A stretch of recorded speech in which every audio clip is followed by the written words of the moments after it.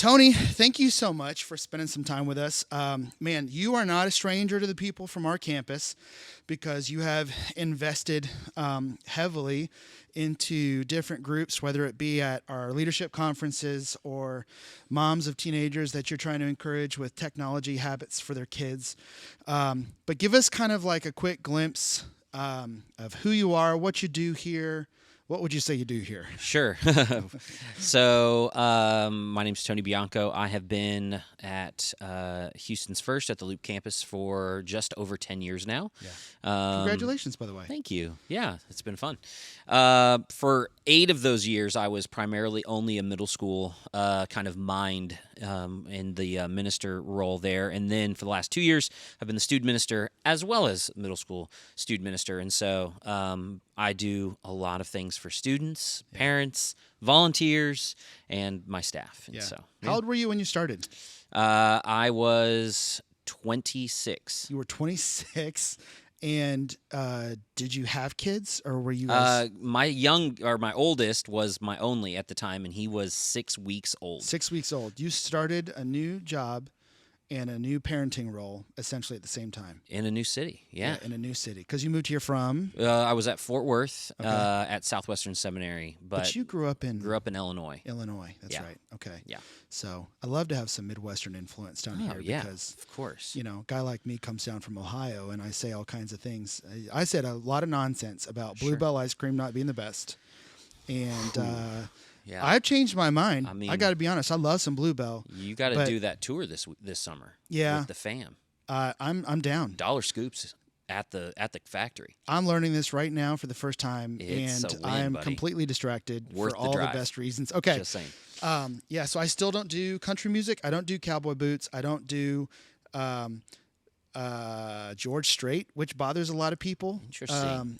So I've already, there's half our audience is already. It's okay. I mean, turned it off. Yeah. I mean, it is kind of what it is. We got that, that when we first came down to Texas from Illinois, I remember my wife, she worked in a very kind of Southern, driven office. Yeah. And was often pegged as very brash or very like blunt, but that's just because like we don't sugarcoat things as much in the North, and so that's been a little bit of a transition. I would say that we're a little bit closer to bless your heart than we were when we first came down. Yeah.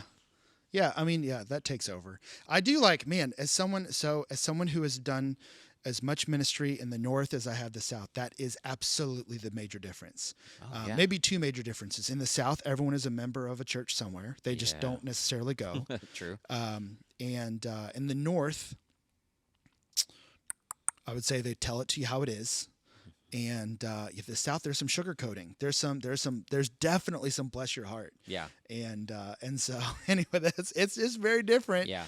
And for different ways, I can tell you that our family was very excited to transition. We were sad to leave Ohio, but we were excited to transition here, because we knew that the South, man, for better for worse, our kids are probably going to have more opportunities for hospitable leaders in their lives, because as I've done ministry in the North, I love the North. I did not want to leave the North when I came here, but that was a big difference. So now that we're way off the tracks, we're talking about regional differences in ministry. It's all right. I know I could talk for hours. That's another podcast. It's another podcast for another time. Tony, you talk about technology a lot. You're around the nation. Are you ever outside of the United States talking about this stuff? I've not yet. Not yet. It's time. Yeah, maybe. You're past due. So we love you for a million reasons, but you do a lot of talk around technology, and as a youth pastor, how that plays in to students' lives and how we can encourage parents. And this podcast is all about encouraging parents. It's obviously, we call it Reconstructing Youth Ministry because of this idea of deconstruction. And it's not that technology has caused deconstruction, but if we're just talking, I feel like it plays a role. I feel like social media has played a role in where our students are at. But can you give us maybe a little origin story as to how you got into all of this? And bring us up to speed there. So, in a world, in a time. No, so before I really surrendered to full-time ministry, I was actually doing radio, which this is, radio's cousin, Right. podcasting. And so I did a radio show where I reviewed video games and technology. That's awesome. And talked about it on the radio, and actually talked about it as a parent's mindset even. And so I reviewed the very first iPod Touch, Apple TV, Wow. Amazon Kindle. I'm super old. Yeah, I get it. But technology had always been kind of a passion of mine. Fast forward to while I'm in seminary, I end up working for Apple at an Apple store. I was an Apple store expert, and so it was my job to know everything there was to know about Apple products. Right. They still have that role today. It's a little bit different, though, today. And so God had always kept technology just around me. And when I first got here to Houston's First, I was almost a year in, and I got asked by Pastor Greg if I could speak at a father-son Bible study on some random morning that he wasn't available. And of course, I'm like, yes, I have to say yes. Yeah. Yes, of course I want to do it, but also it's like, you're not even here a year. Your senior pastor asked you to do this. Of course, you're going to do this. And so I went and spoke to these dads and these sons, and I talked a little bit about my past and technology, because the talk was honoring God in all things, including your status updates. Yeah. And that tells you how long ago that was, yeah. because that sounds like Facebook. Yeah. And so well before any of this content hits, anything else. But Right. a father afterwards kind of came up to me and said, "Hey, you've got a passion for Jesus and technology. My family's been struggling with technology. Would you be able, or would you be willing to come into our home and help us?" Oh, wow. And I'm like, sure. I was like, I have no idea what that could look like. I don't know what you have in mind. Am I resetting your router, or am I talking to your kids? I have no idea. Yeah. And so it gives me his number, gives me address and everything. And this very first family had me come over for probably 6 family meetings, basically. Wow. And out of that, learning and kind of piecing together just some different things of what I thought might be a good thing for families to manage technology in their home, came what now I call family technology plan. Yeah. And so this family brought me in, we developed this plan, and then they started talking to their friends about me, who also are struggling with technology in their home. Right. And then pretty soon I'm making house calls for years. And so really for the last 8.5, 9 years, I have been either in someone's home or at a conference or a church talking about family technology plan or managing technology. And so from those first families, I developed kind of a conference session, if you will, or a parent session at a church, and began speaking and being invited to do that a variety of places. And so, so I've been doing that. And like you said, I've not traveled internationally, but I've been all over the country doing that in a variety of capacities, been on several podcasts and conferences and things like that. Man, so I imagine that you've learned a lot. So you obviously are prepared to teach on the topic, but you also are probably having conversations with people about maybe the mistakes they're making. I think maybe the first question that anyone who's listening that has a teenager with a device in their home is how can I do this better? What are the mistakes I'm making? What are the boundaries I need to be setting up? And not that you need to answer all those in one shot, but what are the things you've learned about families and technology over the last several years? Yeah. Well, one of the things that is pretty consistent outside of, well, not even outside that first family, every single family, and now, Mark, I've been over 20 homes in the greater Houston area in the last 9 years. Met with families, 4 times minimum. The thing that always is the case is I am always there for my first session because there was something that went wrong. Yeah. Oof. And so that's, I ended up being, I'm damage control. I'm bring in the expert, bring in the consultant kind of moment. And so for families, the biggest thing that they need to do is to start doing something. Yeah. And one of the biggest things families, they look at all these things, the technology and how to manage and how to block, and they get so overwhelmed that they just don't do anything. Right. And so what they really need to really focus on is, all right, let's look at our kids' age-appropriate restrictions and boundaries for them on the device. Yeah. My son's 10, and he's got friends in his class that have cell phones. Mm-hmm. And he comes, and we probably have a conversation once a week that's like, Dad, I want an iPhone. Dad, I want a cell phone. Dad, I'm like, buddy, not happening. Yeah. He's like, why? I don't understand why it's so bad. Da, da, da, da. I'm like, buddy, you can't comprehend that yet. And so our boundary with him right now is having conversations about why he doesn't have that device. But he does have other age-appropriate devices that he has. So his main device, he doesn't have an iPad, doesn't have a tablet or anything like that, is his school-issued computer and a Nintendo Switch Lite. Okay. And both have parental controls on them, and he has certain amounts of time that he can use those devices. But those are his devices as a 10-year-old. And my 7-year-old, she also has a Nintendo Switch and a school-issued computer, but nothing else. Yeah. And so that's how we're starting some of that. Yeah. The other thing that parents really need to think through is having conversations early and often about what dangers could happen. That's good. And what they want their kids to do when they happen. Yeah. Because the fact that if it happens is not a question. It's when is it going to happen. Yeah. And so how do I prepare my student, my kid, to know, all right, something inappropriate happened or this showed up. I know I'm supposed to do X, Y, and Z. You all right? Mm-hmm. Otherwise, if they don't know X, Y, and Z, they're going to ask maybe parents, but chances are they're going to be embarrassed, so they're going to ask their friends, and they're going to get information from their friends or Google before they get them from mom and dad. Yeah. And that's definitely not where we want our kids going first. That statement has come up in almost every single podcast recording I've done. Yeah. Is right from the second episode. I think it's been said 3 different times that parents want to have these conversations with their kids, but don't know how to start, and so they don't. Right. And then the other end of it is kids are getting information from each other, which is a terrible idea. Of course. And so I think one of the key principles here is, I mean, you said early and often, these conversations with your kids, early and often. Can you give us, this might be bad news, what is the average age you're going into these homes and there's been an event or there's been a mistake? What is the average age of the kid who's got a device that needs to be addressed?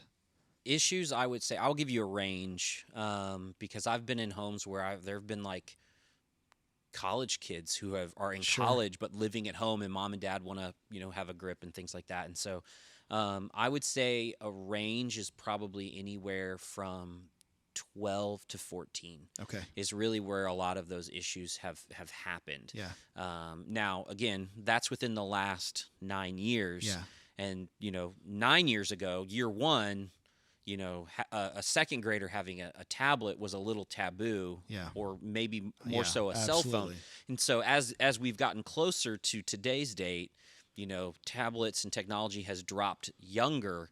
And so I would estimate that number is going to come down to about 9 to 11 in the next 5 years for sure.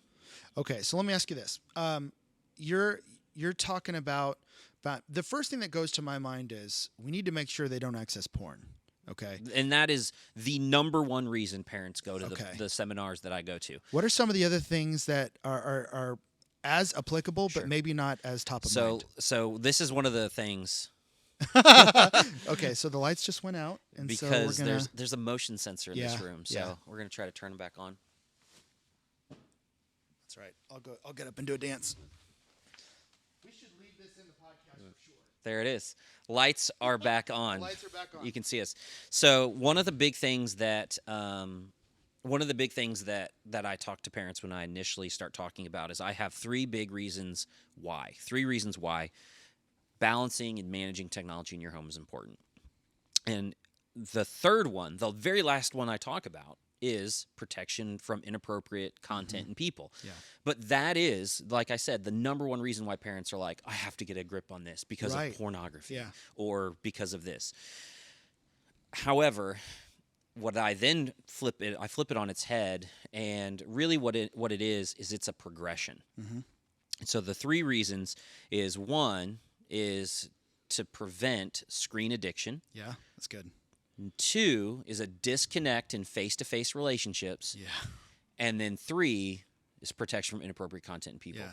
So what ends up happening is first, there is a disconnect in face-to-face relationships.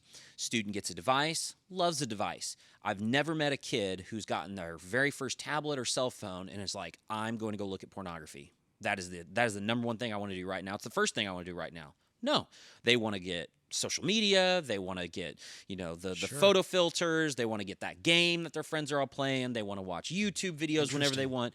They go and they do the fun stuff. Yeah. And so they get on this device and they start connecting with their friends. They connect with the world around them and they love it. And then what ends up happening is they make friends, or their friendships are built up through the screen more so than they are in real life. And so therefore, I'm going to retreat more to my phone because my friendships and my relationships feel better here. Or maybe I'm a student that's a little bit harder socially to get along with people, but online I'm king. Yeah. So I want to spend all my time here because this is where I feel best. And so what ends up happening is they end up being very reliant or dependent on their screen, and therefore they want to spend more and more time there, leading to a disconnect in face-to-face relationships. Then they become addicted to that device, screen addiction, because of where their emotions and where their feelings and where their people are. Yeah. And then they're further and further away. And then after that, that's often when they find themselves in a world of pornography. Because why? Because they've been able to meet all these other needs elsewhere. And now there's this other area of the internet now that I'm potentially open to more so because I don't have a relationship with my parents or people in my real life, which are going to keep me accountable. And so it's a progression. And so if moms and dads are only focused on managing pornography, they're already at the last step. Yeah. What needs to happen is they need to prevent screen addiction and a disconnection in face-to-face relationships. And I just want to just say out loud, and I've learned this from you and from others, when we say screen addiction, we're not saying, it becomes a chemical thing, because the dopamine hit and all the chemicals that fire off in our brain when we get a like on social media, a new follower, a new anything, a nice comment or something like that, there's this, this is a good thing. And in the same way, I've learned, so many different sources are coming up with the same conclusions here, that we continually go after those. The same thing happens with porn, but it's like you're saying, before porn, there's a sense of like, even just social media, I get a like, I get a follower, I get new friends, whatever, and my friend count, my follower count goes up, there's that dopamine hit, and then your brain is carving neural pathways saying, this is good, this makes me feel good. That's right. I am worthy. And so in porn language, you begin to form a relationship with porn, but in screen language, you're beginning to form a relationship with your device. This is feeling, I remember when that movie, Is that the one with Joaquin Phoenix? Right. And I remember thinking, like, that's so weird, I'm never going to watch it. Yeah. And I still haven't seen it. And as we're talking, I'm realizing. But I know the context. Yeah. Like, we got to, like, it was so weird to me, but now the science is backing up. Like, oh, no. Like, we are becoming addicted to these screens. So what's interesting is there was an interview that I used to have in one of my teaching session from Simon Sinek, like #1 watch TED Talk speaker on leadership, but he did a talk about the difference between millennials in the workplace versus Gen Xers or whatever. And one of the things that he talks about is technology, and talks about that release of dopamine that comes from, and this is, 8 years ago I had this in a presentation, but it wasn't a brand new video even then. So this has been around for a while. But he talks about how, when you're feeling down, you text people, like you just text a bunch of people like hi, like hoping to get a response back, because getting something back makes you feel good and affirmed. Yeah. And so he equivalates it to, like high stressors, dealing with stress, it's the same as like having a liquor cabinet and just like, here's alcohol and, this makes me feel better, so therefore I'm having it. So essentially what we're telling our kids is like, hey, when you feel bad, this is a way for you to do that. And it's just like, oh my goodness. Yeah. And so it's an interesting video. It's pretty easy to probably pull that up. It's Millennials in the Workplace, Simon Sinek. There's 4 things that he talks about, and one of them is that increased technology, and it is really incredible, and it's like 10, 15 years old now. Simon Sinek is brilliant. When he Yeah. shows up on a TED Talk, I usually watch. Yeah. Let me ask you this. This is because I'm talking to parents right now. I'm also talking to youth pastors, probably. There's as a youth pastor, I've had some conversations with youth pastors, with teachers. Your wife is a teacher in the local Right. school districts. How have you seen? I'm not even going to say technology, but I think that we're looking at Gen Z right now having the characteristics that they have, and technology, social media is a part of that. Sure. COVID certainly a part of that. Yeah. The political upheaval, all the tension in the world the last, I don't know, since 2015, 2016, things have been different. Yeah. As a youth pastor, and maybe you can even speak for Diamond, your wife, how have you seen a difference in these students? I'm curious if you're seeing the same thing that I'm seeing. How are they different from generations before that were less connected to technology? Yeah, I think one of the things is they are quick to be trendy, because a new trend drops Right. every day, in theory, because of a dance or a sound clip or a word or whatever. Yeah. Whereas previous generations weren't necessarily so quick to jump on the bandwagon. Yeah. And that, I think, is two different things. One is just purely the frequency that this stuff is in our face, right? Just the way information travels now is so much faster Yep. than ever before, and so therefore, you know about the trend sooner than you would have 15, 20 years ago, because it has come to you three different ways. Yeah.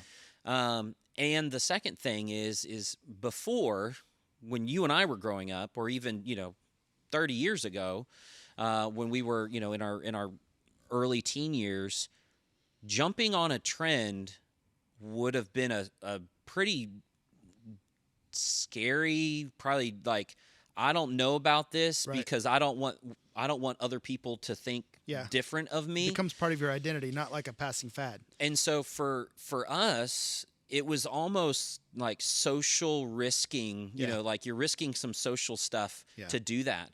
But this generation is celebrated for that. Yeah. Or let's just call it, they're celebrated for anything that is essentially countercultural, air quotes, right? I'm going to say this because, man, I'm going to get a lot of likes or a lot of views, even if I'm completely wrong. Right. But because it's popular and you're accepted to make those changes. And so because of that, everybody's quick to be trendy. Yeah, that's interesting. Have you found as a youth pastor that you're having to maybe do different things with devices, as far as so like anywhere from Sunday, Wednesday stuff, weekly, to camps, retreats? You're on a bus. You're outside of the norm.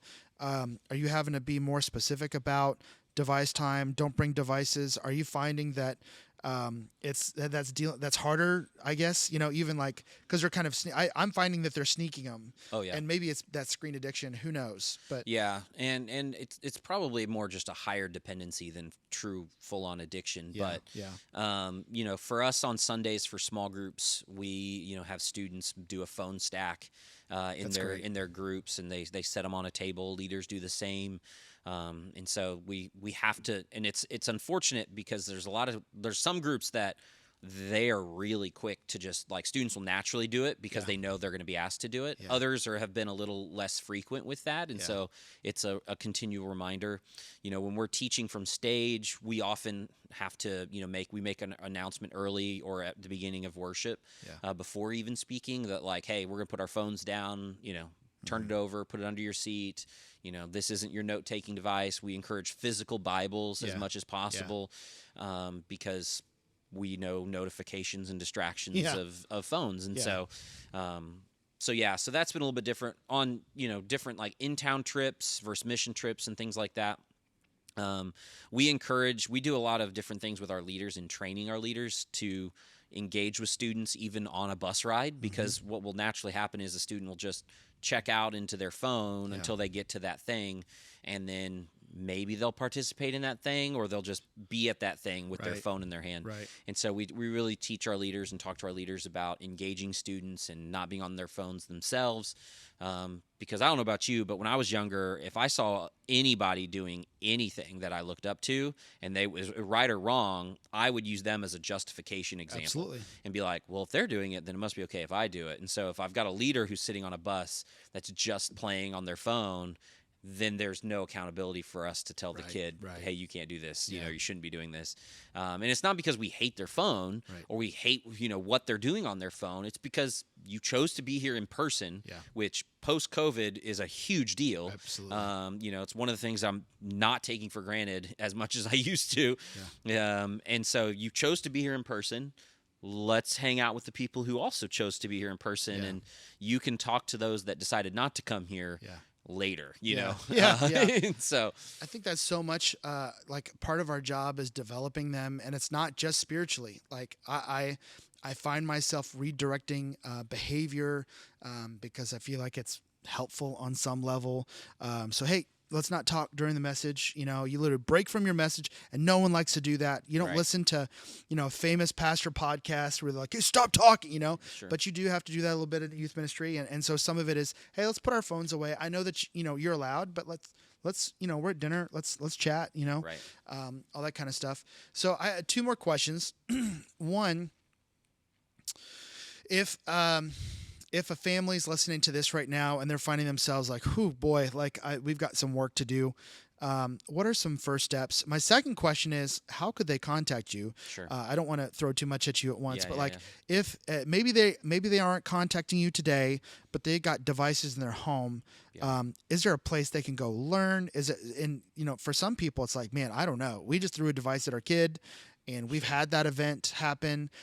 We'll call Tony later, but tonight I need to do something. Is there a place to learn, or is there something they can do? Or I think probably depending on your kid's age and the devices that you have are going to determine a lot of those answers. Kind of baseline, generic base kind of what can I do right now would be Apple screen time. And Android has, an equivalent feature as well. Either it's built in on the app or it's a separate download on the device. But setting that up and being able to, even put time restraints, just if that's the only thing you do right away. That's good. For most kids and for most families, that's going to be fine. Yeah. Now, moms and dads, remember the passcode to Apple screen time. Otherwise, you have to wipe your kid's device to get into it. So you don't want to not forget. We're notorious at forgetting passwords. So it's a 4-digit number. Just make it something they won't guess. Yeah. But set that up, and it's pretty straightforward. Apple's done a great job, and I'm sure Google has some things out there too, like videos of what and how and why and those different types of things. But I like to recommend that for younger families because it often is a pretty broad stroke that covers a lot of the devices because it does cross-platform between. There's the light. There's our light timer again, but it will. It'll work on a computer as well as a phone and things like that, and so that's a benefit. Obviously, if you've had some other we'll call major struggles with your kids, one of the things you want to start looking at is, all right, what kind of ways do I want to protect? And so whether that's time management, content management, just different things like that, there are a plethora of things out there to do it. Qustodio, Bark, NetNanny, Canopy, Covenant Eyes, X3 Watch. I mean, you list goes on and on. But what I would tell you to do is to find ones that have the features you're looking for, and then do that 7-day, 2-week trial, whatever it may be, to see if you actually know how to operate it. Yeah. Because if you don't know how to physically operate it or manipulate it, then you won't do it. Yeah. It's just like having the conversation.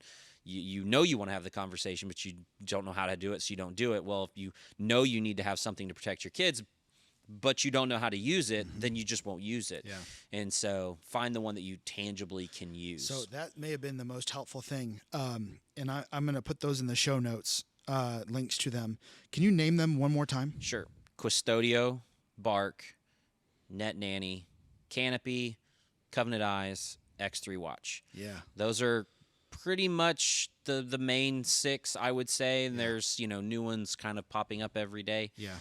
Those are all software based, where parents will be able to receive reports That's and good. things like that, and variety of access depending on the type of devices you have and different things like that. But I've installed almost all of those in somebody's home one way or another. And so, but if you are listening and you're interested in having a conversation about this for your own family, you can find me at familytechnologyplan.com.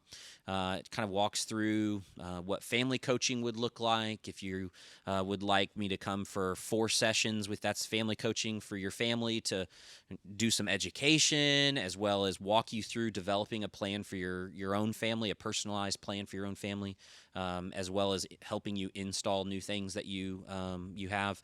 Or if you're like, look, we got a plan, I just really need some help with that Apple screen time. Will you come in and help install that in our home? I do just kind of one-off installs for families as well. But are you talking to kids and parents in those family coachings? Or are you talking yes, to it is parents a family meeting. Yeah, and everyone so hears it. moms and dads, I've worked with single parents, I've worked with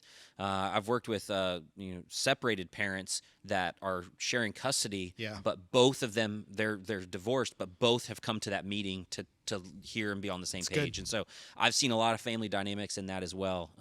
And then if you're interested as a church or a school, even I've talked to schools, PTAs, PTOs, different things like that. This is a conversation that can happen around faith or not around faith, because it is truly about healthy families. And as a student minister, obviously we know how to truly have a healthy family is to have a relationship with the Lord and spend time with Him daily. But we also know that if we're going to be healthy with our devices, there are going to be some physical, tangible things that we have to put in place to manage some of that. And so those would be some of those initial things as to what you could do, but also how to reach out. So when can you come to my house? Can we get that on the calendar? Yeah, right. Let's do it. Yeah. Man, well, I appreciate you for so many reasons. This being the least of them, honestly, like we get to work together and we get to do student ministry together. It's a blast. And so, man, super appreciate your investment in the kingdom and in this church, our students, our families. And so, man, thank you for doing what you're doing. Yeah, man. I appreciate you. And let me know if we need to talk, man. Regional Midwestern ministry versus the South. We'll do that on another one. So. All right, dude.